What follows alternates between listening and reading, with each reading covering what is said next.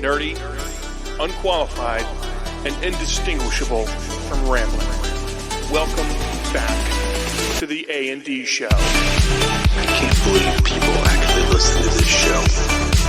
Man, they are not ready for this. My opinion's always correct, but you're allowed to be wrong. All right. I agree. Hello and welcome to the A&D Show. We are back after a short break. Our research team, man, we're not pulling their weight last week. Dropped the ball. It was terrible. So we are back and we are ready to talk the heck out of some conspiracies. This week's episode is dedicated to myths and conspiracies. Now, Austin, if you'll remember, it's been what? 5 years ago? 5-6 years, yeah. It was probably like our third or fourth episode. Like it was early on. And it was a doozy. It was a two-parter. We had your uncle-in-law or something. Yeah. Super awesome guy. Yeah, and we got like real deep into the weeds, and I think we actually did discuss, because I had been back and forth on if I wanted to discuss 9/11 today, and I think we discussed a little bit on that one. I'm pretty sure. Yeah. If we didn't, there's just a lot of coincidences there that probably not enough time in the show to cover. Right. All the coincidences that happened with 9/11. Not saying that it was all an inside job, but parts of it I think maybe were. But that's I'm not a government conspiracist at all. So right. Well, we're about to dive into the depths of conspiracies and myths today. But before we do, this just in, if you leave your orange peels out on the counter for too long, they will turn into leather. Many sources confer that this is where all shoes are made from, and that using cows and leather in that direction is actually a myth. let's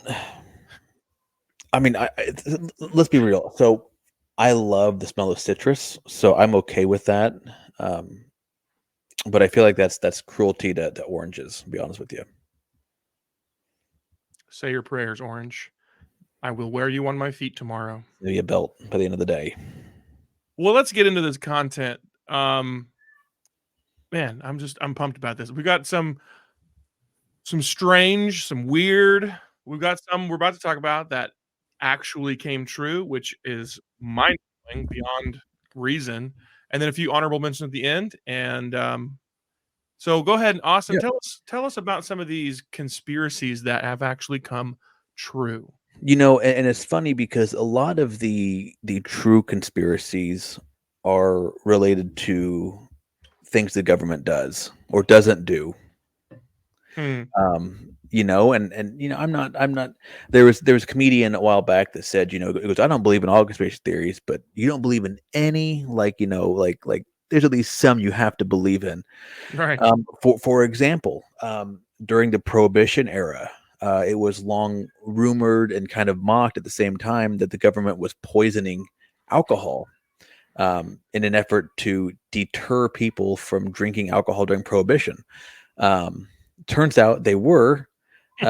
Over 10,000 people died by alcohol tainted by the U.S. government. There's MK Ultra. The CIA was doing mind control experiments with drugs and other hallucinogenics to kind of see what they could do with the human mind. There was a massive amount of people that were left with severe permanent brain damage from these experiments. The government really is spying on you. I know that it gets mocked a lot, but the ever growing number of government inquiries to places like Google and Apple and Facebook and Twitter for your information. Simply the Patriot Act that was put into place following 9/11. There's so much stuff that so much more information than you realize that is housed on you. And then, probably one of the more famous ones was the Gulf of Tonkin incident, where we were made to believe that a U.S. ship was unjustly attacked, and that led to massive support and action in the in one of the worst wars of this country's history, which was the Vietnam War. And that's just four simple examples of things that were mocked, that were like, no, this is not true. That's not true. Like the moon landing. Right. Moon Right. I landing. was just thinking that. I look forward to the day when people join me side by side, hand in hand, arm in arm, and say, Austin, you were right. The moon landing was faked. Cold War. We had to beat Russia to the moon. We never went. I'm just right. And listen, that's an old episode. Go look it up. I have a lot of thoughts on the moon landing. It was We do talk about that at length in. I was very adamant that it was faked. Yeah. Very adamant. Yeah. And also birds aren't real. What? Birds aren't real. Birds aren't real. Birds aren't Can real. you explain that one just a little bit for the uninitiated? You have never seen a baby pigeon ever. No one's ever seen a baby pigeon. These are government drones spying on you. They go on power lines to charge up. This is common knowledge, David. Like, this is not a mystery. This is good. These birds are cute. You people with birds in your homes, because I got a little parrot. You're letting the government spy on you in your home. All right, they are watching you. The birds work for the bourgeoisie. Okay, don't trust them. Don't trust them. When you really think about it, an evidentiary element that might confer with your statement that birds aren't real is that dogs tend to chase and kill them constantly. Yep. And dogs have like a sixth sense or whatever, and they can perceive things beyond our ability to understand. Dogs are man's best friend. They can sense the satellite signals coming off of them. They feel it. That's why I don't trust a bird. Don't trust a bird. Only trust the dog. Listen. All right. So before anyone thinks I'm a weirdo, like that's completely in jest. All right. This is all tongue in cheek. I don't believe you. The birds aren't real is my favorite conspiracy, like dumb conspiracy theory ever made. Like I have stickers on my laptop, on my car. Birds aren't real. People need to know. People need to know. This might be the first time I've heard you talk about this. So, David, I don't believe that it's all a joke. Maybe it's not. Maybe I'm really, fighting this whole. Maybe it's just me. Maybe I'm the only one fighting for freedom, for real freedom. Yeah, by hunting birds. Maybe, or by trying to share the reality that people need to know. People need to know that they're out there watching, man. Like, it also kind of calls into question too, are farmers of old, were they in the know when they invented the scarecrow? Well, did they invent the scarecrow, or they just put it out there? I don't think they invented the scarecrow. I mean, somebody had to think of it, and that person, indubitably, was somebody who was aware that this contraption would keep these government spying drones away from your home. Most farmers I know are very keen with the small / limited government. So maybe they were. Maybe they didn't. Maybe they didn't want spies on their looking at their crops. Government didn't need to know what I'm planting here. Ain't none of their business. Right. None of their business. They don't need to know if I'm weeding this stuff. Knock it off. Get out of here. And whenever you kind of dive into that rabbit hole, you start to understand why it is that the government wants to manipulate and control farms. Yeah. And see, the question is, society that has up until this point been elusive and evasive to government manipulation. Well, and you've got predictive programming like Home Alone 2. We're taught that pigeons are helpful. They're going to attack the wet bandits. That's propaganda right there. I mean, is pure propaganda. Back up. Back all the way up. Yeah. What is it? 1960 something. Mary Poppins has an entire song. The original has an entire song dedicated to a little boy giving his money to a lady who feeds the what? The birds. Mm-hmm. Feed the birds. Tuppence a bag. With your data. Really, I think Hitchcock was warning us when he made the birds. Hitchcock was just trying to tell us, like, hey, I'm part of the Illuminati. I know what's going on here. Okay, trust me. Don't trust the birds. Don't. I think if there's anything that we could end the episode now, 10 Right minutes here, in, right here. I'd and be I like, I think mean, I just if there was anything anybody could take away from this, it would be the reality that birds aren't real. We shouldn't trust the birds and let your dogs kill them. Don't be like, don't touch the birds. Oh, they're so cute. Let them kill the birds. it's weird because like you know, I'm not a hunter. I don't go hunting. Okay, but I've always said if I did hunt, I'll go bird hunting. I'll go duck hunting. Birds are dumb.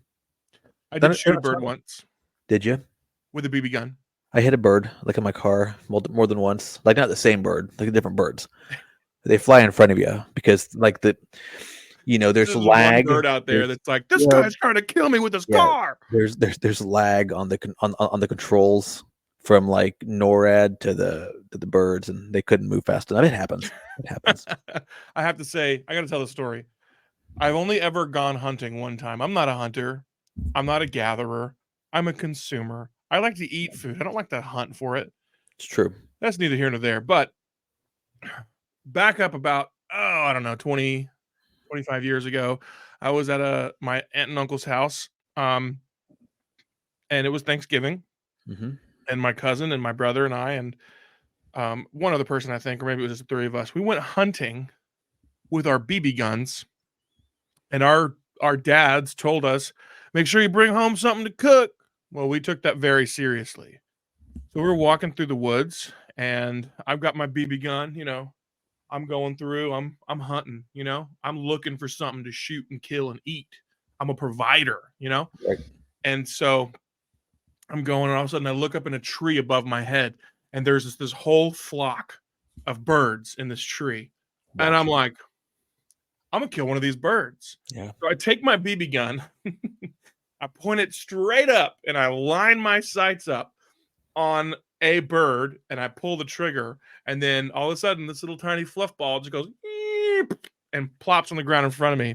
I had killed a finch from about 50 feet away with a BB gun. If you don't know what a finch is, it's a bird. It's only about that big. You're stone cold killer, man. Stone cold killer. I am a violent man. That's how it starts. Next thing you know, you're murdering hobos behind a 7-Eleven. Slippery That slope. seems oddly specific. I never hunted a bird before. What else you got? Got any other conspiracies that came true, or is that it? Well, that's it for now. Okay. I guess there's some of that I'll talk about that might. I would love to share more of my conspiracy theories that came true.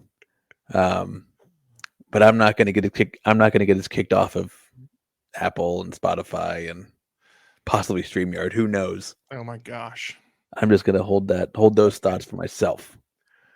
Well, I do have a few in what we would call the strange and the weird category. Now, some of these I read somewhere. A couple of these, I read them or watched a video. And when I went to do the research just before coming on here to get a little bit of background on them, there was nothing, which only lends credence to some of these conspiracies. The first one is what's called dual moons theory. This is interesting. Listen up, sheeple, because you've been brainwashed to think that A, we've landed on the moon, and B, that it is only the moon, not more than one. Ask yourself this question. When was the last time I walked outside in broad daylight, looked up in the sky, and saw the moon in daytime? Right? The other day when I was going to work, it was huge. Literally yesterday. Yep. If I'd have been outside and it had been a clear sky, I would have seen it today. And here's the whole crux of this idea, this theory, this conspiracy. It's that how can we see the moon in the daylight and it still be present for the rest of the world on the night side? Mm-hmm. When the moon only orbits the Earth, let's get it going completely every 30 days. People need to know. The idea here, people, sheeple, is that there are two moons. There is, and they're orbiting in sync with each other around us. So that's why we can see it in the daytime and why We can also see it at nighttime. Thoughts? I mean, I'm in agreement. I mean, it's huge. This is a big deal. Yeah, people should know. My mind has been opened. Listen, so our first time we did this, you convinced me that Elvis was still alive. So whatever you say, I'm probably going to believe because I love a good conspiracy theory. I mean, he's not alive anymore. He died. Why don't we about go to the 5 moon years anymore? ago. Like, why don't Huh? we go to the moon anymore? Why don't we go to the moon anymore? Like what did we find there that we're so scared of? It's like the Exactly. ocean. It's like the ocean. We don't explore the ocean. What do we find? Was Exactly. it the Transformers? I know that I know that the Decepticons landed there 15 years ago. I get it, but like, I what do else have a is there? theory about the ocean. Just give me a second. I have one more I want to talk about first, and then we'll get to that one that I think Okay. might answer your question of why did we go to the ocean one time? Oh, NASA, yeah. why were you created to discover the ocean and you only went down once and you never went back? I see it's on my list. Okay, sorry. So the next one I want to talk about, before we get to that, I want to talk about this. Listen up, people. The footage, the footage of this nuclear testing stuff that we saw from the 50s, fake. Yep. Fake. Look at it. I won't pull it up. I won't show you. I'll let you do your own research. And there are going to be a plethora of websites, all of them reputable news services like Associated Press and CNN, that are going to say this footage and this idea doesn't prove that nuclear missiles and bombs are fake. What'd you say? I thought you said reputable. I had my air quotes. No, here's the deal. Billionaire something philanthropist person. His name is where was it at? Mark Andreessen. That sounds good enough. Now, granted, it's going to lose a little bit of credence because depending on how you feel about this next bit of information, but he was on the Joe Rogan podcast, and he showed. I enjoy Joe from time to time, but we're probably inevitably going to have viewers out there that think that Joe's the worst thing in the world. He's a little bit rough on the edges, and there's some vulgarity there that I think I could do without. But I think that in my opinion, I think somebody that can bring people on from both sides of the aisle and have discussions. I enjoy it. I enjoy it because I like hearing differing opinions. I just enjoy it. I do too. But anyway, Mark Andreessen comes on to Joe's podcast, shows sample footage, archive footage from the 1950 nuclear tests out in Arizona or wherever they were. And he asks just two simple questions. He says, A, if this is real, how is it that the camera is not A, destroyed, or B, even shaking at all? Mm-hmm. The camera footage is perfectly still. Beautiful. Look it up. Watch the footage. You can find it on YouTube. The camera footage is remarkably still. Not just still in terms of what we're capable of, like a tripod or whatever, but it's remarkably still in terms of what we're capable of with image stabilization currently. Like, it is shockingly static. Oh yeah. And you're seeing houses that are supposed to be full-sized homes eviscerated and turned into dust. You're supposedly watching this happen, and the camera doesn't even jitter. No. Like, that is unbelievable. That is just kind of why nobody asked that question before. I don't know. And the second question that he posed, it's hard to fathom, is that how was the film? They're talking this is 100 years ago, or at least 75 years ago. You're talking 75 years ago. They're shooting this more than likely on 8mm film, which was the common medium at the time. How is it? Because film, if you don't know anything about film in photography or video production, when it's literal film, it's radiation that's exposed to it that causes the image to be burned into the film. Typically, that radiation comes in the form of light through the lens, etc. But you're looking at footage that is filmed on film that is exposed perfectly. And if you've watched anything about visual effects, or there's a good channel that I watch all the time. It's called Corridor Digital on YouTube. Check them out. They're awesome. And they talk a lot about how light works within camera lenses. And they're talking about it from the perspective of extremely bright elements will be blown out and indiscernible. And if you expose your camera, if you adjust the light reception of your camera to see those bright parts as clear, everything that's darker than that is going to be completely indiscernible darkness, black film, nothing. And we're talking footage that showcases a remarkable stabilization, B, incredibly high dynamic range is what it's called whenever you can actually see things in a bright environment versus a dark environment and everything in between. And also, how is it that the radiation from this explosion, this nuclear bomb, how is it that it didn't impact the footage at all? The film. Right. And, believe what you want to believe, but the theory here is that in similar fashion to the way that the United States faked the moon landing to get out ahead of the Russians, the United States also faked the footage of the nuclear testing to get out ahead of the Russians and to scare them. Now, do nuclear devices exist? More than likely. I think nobody in Japan would probably doubt that. But did they exist to the point that they made that footage and that it's real? Who knows? And I've always, I've told you before, like the moon landing. Okay, like you get to the moon with the power of a calculator, but somehow we're getting footage from the moon. Even if you bounce off satellites, like let's be real here. I mean, that distance is unbelievable. That is crazy far away.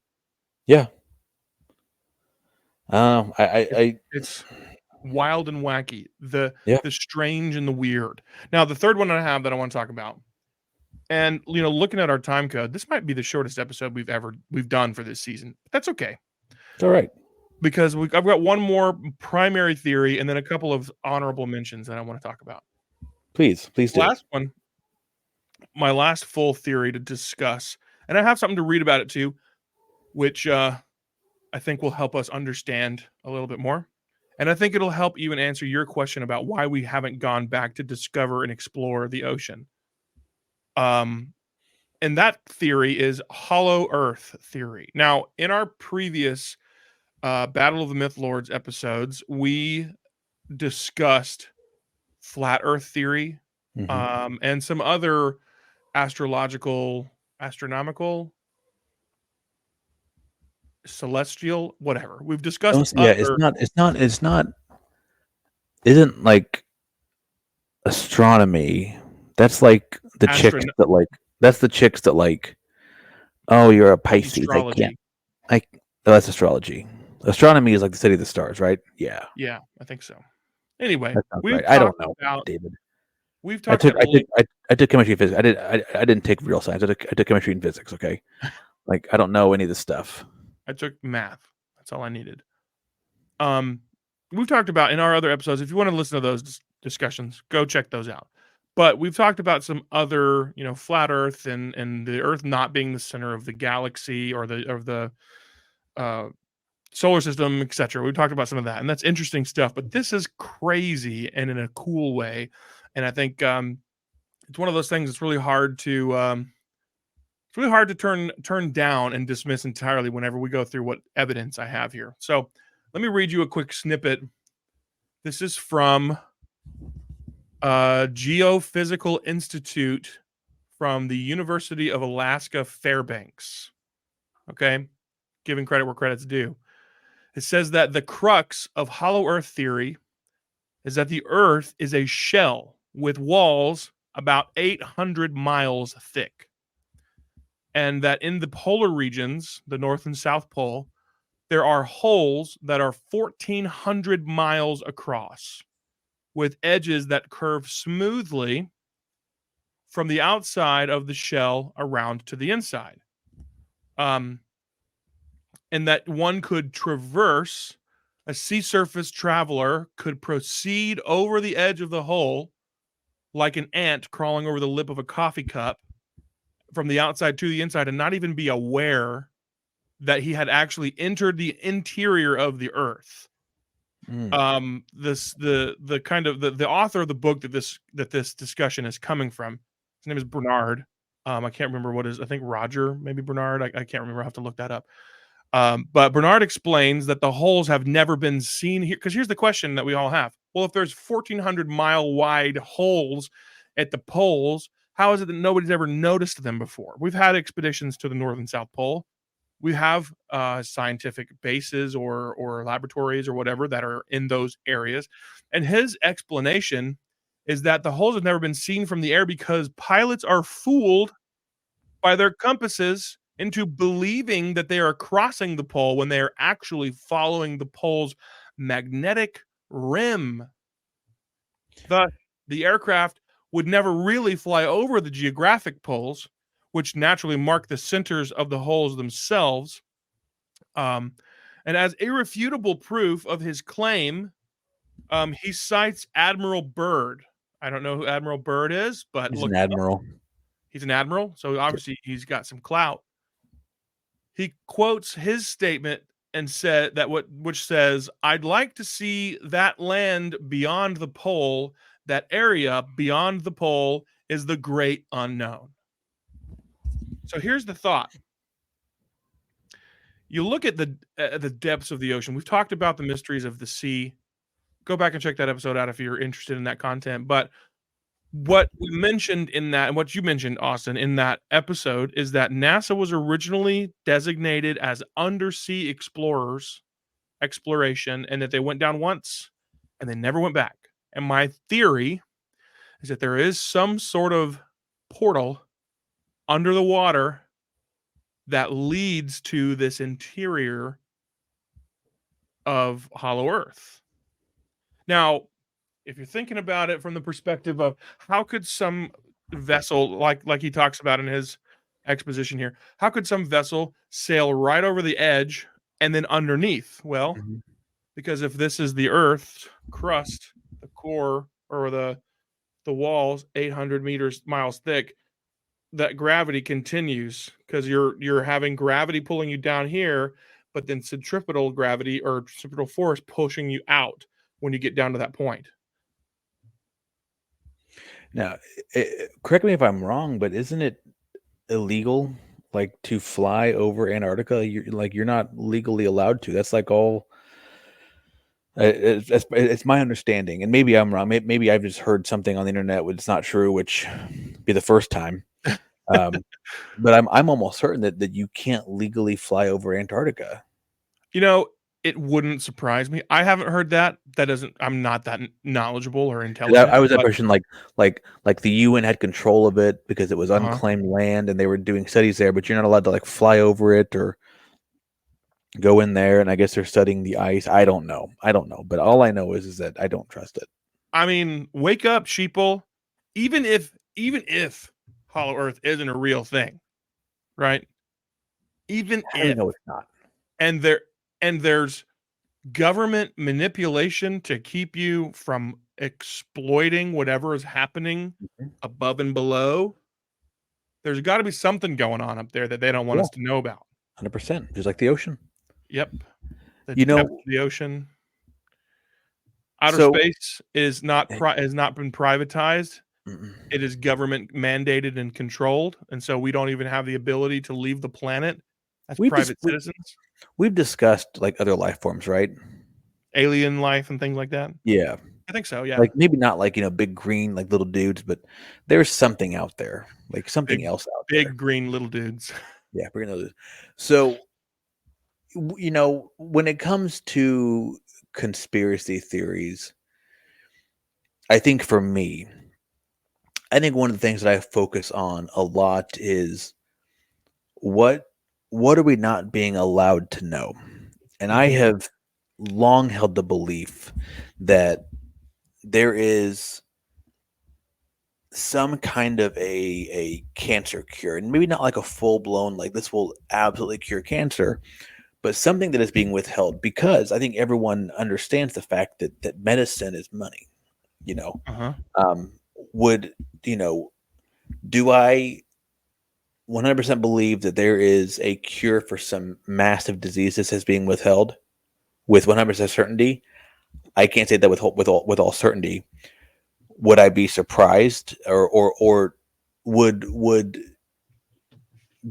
big pharmaceutical companies that are creating these massive drugs that are very expensive do everything in their power to squash those things? Absolutely. Think about, okay, so I got real deep into the woods today. I was kind of reading stuff, and there is a guy named Stanley Meyer. Now, Stanley Meyer, infamously or uninfamously, I guess, created a car that ran off of a water fuel cell. It was designed to take in minimal amounts of water, and electric current would run through that. It would divide the molecules into their respective hydrogen and oxygen atoms, and those would be burned, creating massive power for this car. Now, the problem with this whole situation is that it never ran in public. It was only via eyewitness accounts. So the question will always be, did he actually create it?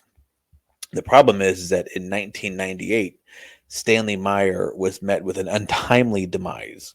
While in a business meeting with his brother and two potential foreign investors, Stanley began to violently vomit, and his brother claimed Stanley's final words were that he was poisoned.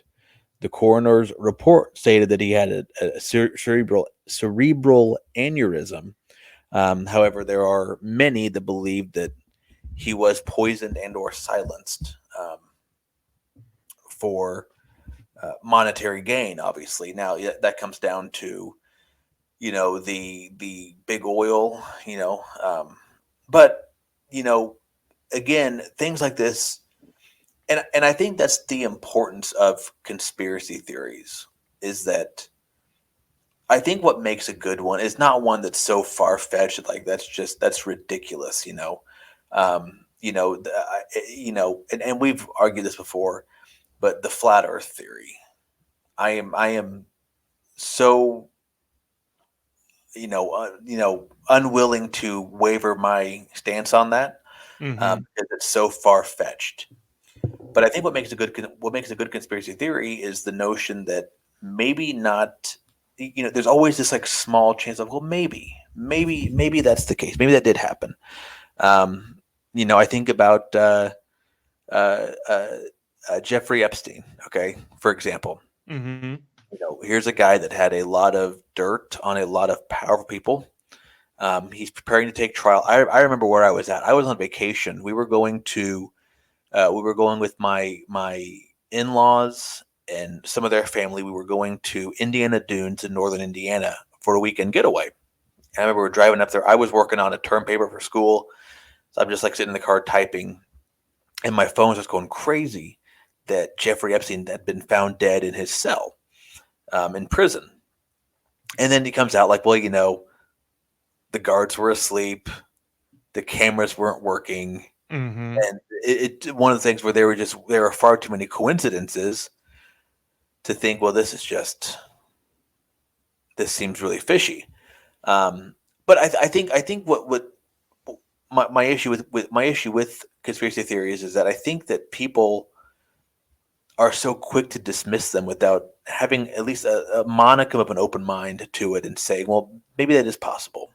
Mm-hmm. Maybe there is this scenario where certain medications are being withheld. I remember reading a medical journal a few years ago about Alzheimer's, about how they believe they found a protein, that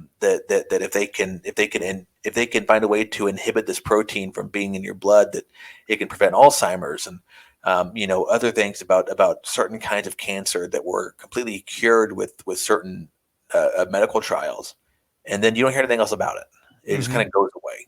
You don't hear that something went wrong. You just don't hear about it anymore. And so I always think that there's always something in the back of my mind that always just tells me a little bit of something just doesn't feel right about some of this stuff. Mhm. I've always felt that way about 9/11 with certain things, not everything. Terrible, terrible loss of life. That was not faked. It's a tragic, tragic thing. Um, but I've never seen a plane going into the Pentagon. Looks to me like a missile. There's never there's never a plane part on the lawn by the Pentagon, and that again is what makes a good conspiracy theory, is that you can have these debates about stuff and think, well, maybe there is some validity there.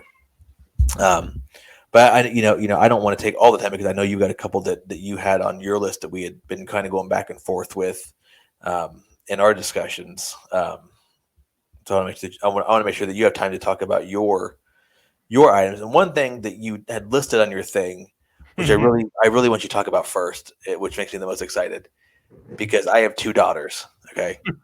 I know which one you're talking about. Yeah, I need you to go into your, and honestly, all right, so you sent me some links and I was reading about them, and I got so far into the woods on this that you are 100% accurate. This is exactly why it was made. So please tell me about the timeless classic that I've watched way too many times, Frozen. Okay. We're going to take a quick journey back in time. Okay.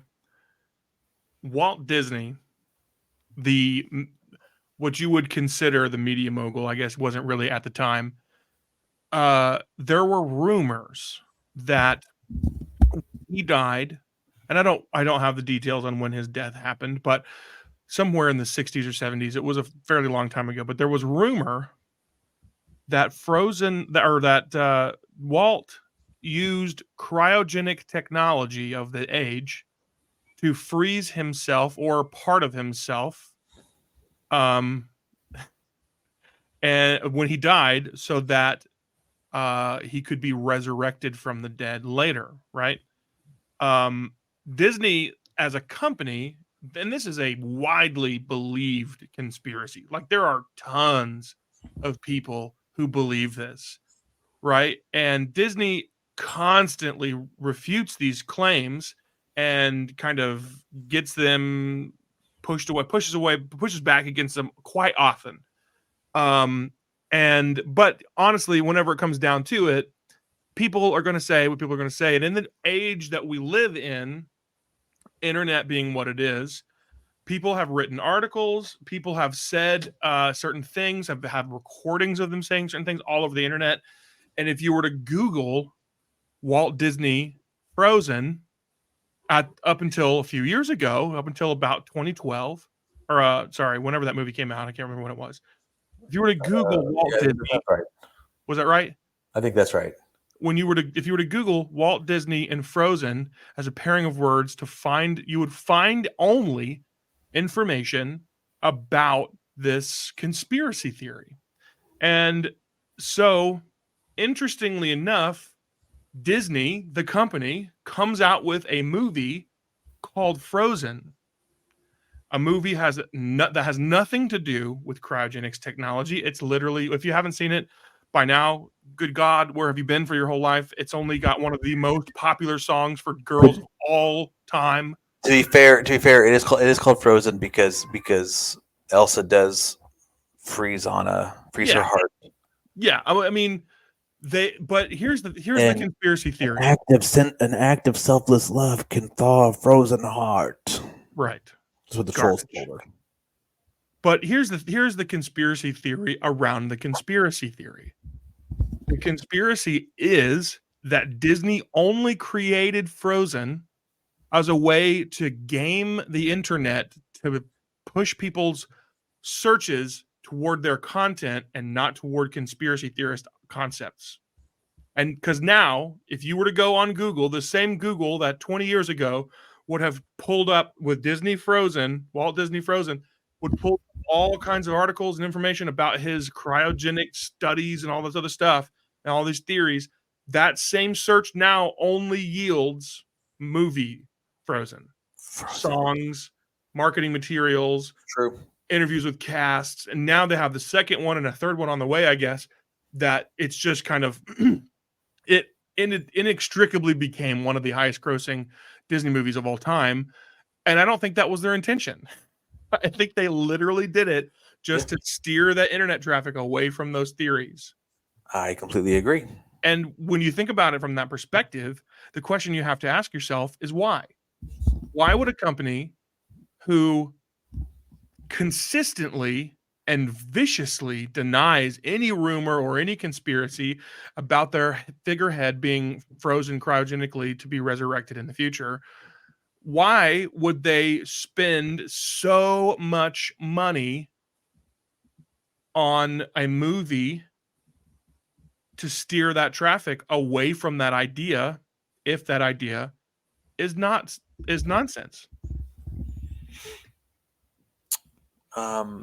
I don't know. Because he was frozen. It's strange.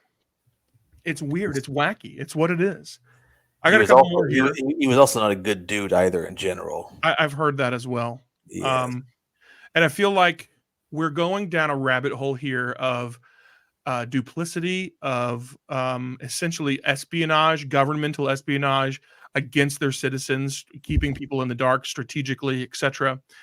And I've got one more here, another one here that I think it falls in line with that really well. And then I have one more I'll end with that is just kind of wacky. The theory here for this next one is that the government is funding a chemical induction upon the people of the United States via what they call ChemTrails that are actually dispersed by public air travel. Now, if you look in the sky at any point in a clear day, you'll look up in the sky and you'll see little tiny airplanes soaring across the sky, right? But what you'll also see is a big cloud streak that they leave behind them. Now, some people, scientists, would have you believe that that is just essentially a cloud of particles left because of the condensation and difference in temperature of the jets pushing out a different temperature air, and it's condensating in the air and creating a somewhat of a cloud as they go through these high altitudes and cold temperatures and so on.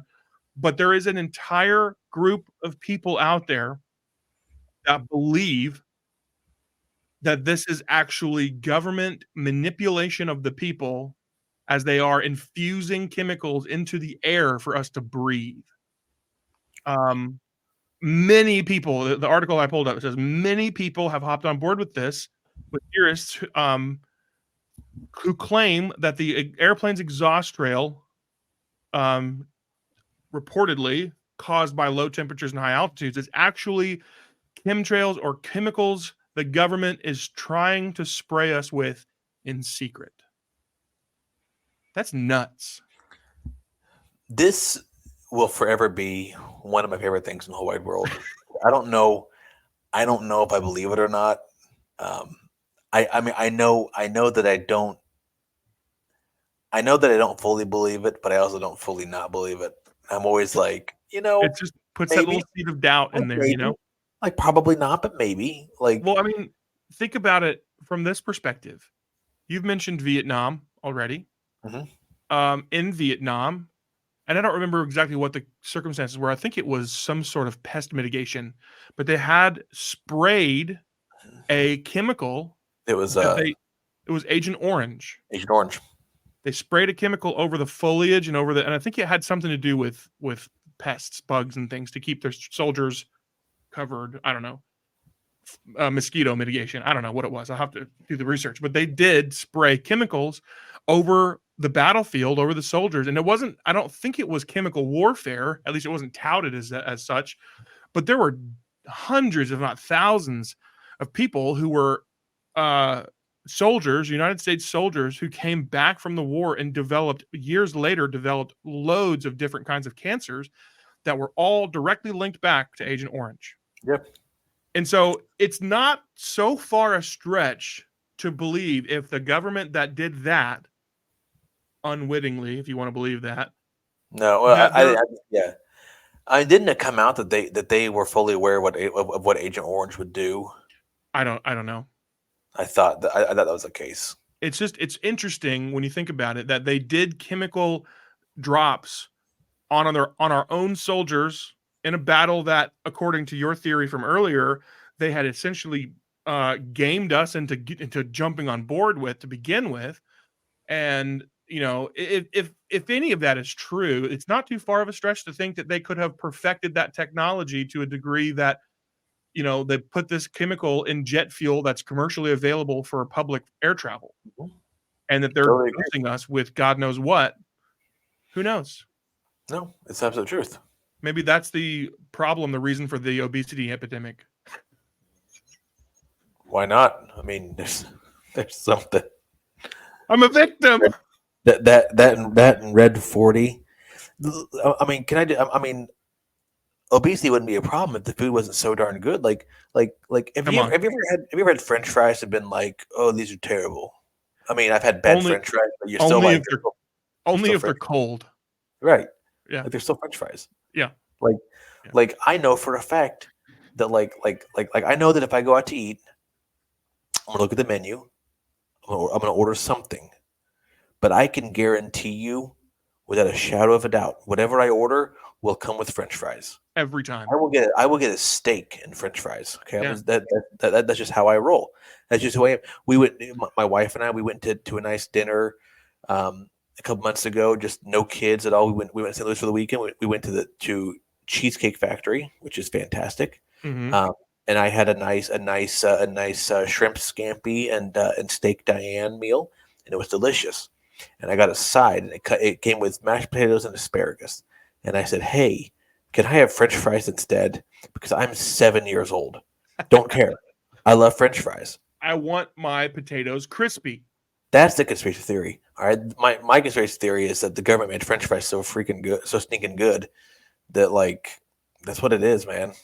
I mean, honestly, I will say it is hilarious how McDonald's gamed all the vegetarians and vegans for years because they would cook their potatoes and French fries in beef fat. Yeah. They don't do that anymore, from what I understand, but it wouldn't surprise me if they still do. Okay, I got one more, and then we'll be right near time for this episode. This one is out there, okay? And this is one of those. I mean, they've all been pretty far out there, but this is one that when you hear it, you're going to be like, this is one that's going to be easy not to believe. But hear me out. Has the Earth been sucked into a black hole? Yes. Okay. This is all a simulation. Everything that we're doing is Matrix-esque. Well, we're all plugged in somewhere. It's okay. Hear me out here, because it's a little bit darker than that. The theory is that the European Organization for Nuclear Research, also known as CERN, is at the heart of this conspiracy, including the belief that when CERN discovered the Higgs boson, aka the God particle, in 2012, that it inadvertently created a black hole and that Earth was sucked into it. And that these people who believe this theory believe that the world ended in 2012, but that just we haven't caught up yet and we don't realize it. This is dark. I told you it's dark, but it is just out there. Because here's the thing, too, you have to think about black holes. If you haven't ever done studies of the science around black holes, basically the event horizon, the closer you get to the event horizon, which is the kind of the outer ring of the black hole, time changes, dilates essentially, and time passes normally for you, but for somebody that's further away passes quicker.